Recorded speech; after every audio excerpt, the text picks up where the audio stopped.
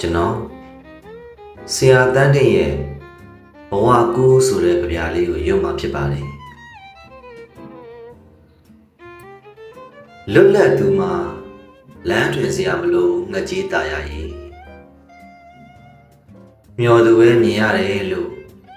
မြေသားပြငုံဝေစုံစီဆန်းရည်မိုးတခွင်တောင်ပြင်းလေးပြေတာစီညင်းစီစကားဆိုလဲတိုးအောင်ဆို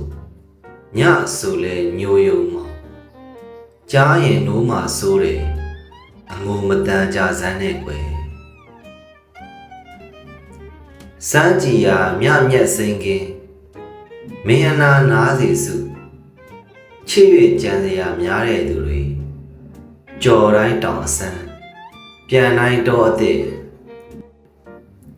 ပန်းရင်ကြီးသာပန်တဲ့သူတို့လှသောနေရာပျော်စီထွက်ခွာကဘာတစ်ချမ်းလွမ်းလာရင်လည်းခေါ်ခက်ပြီပေါ့မနက်ခင်းကစတို့မှာပလား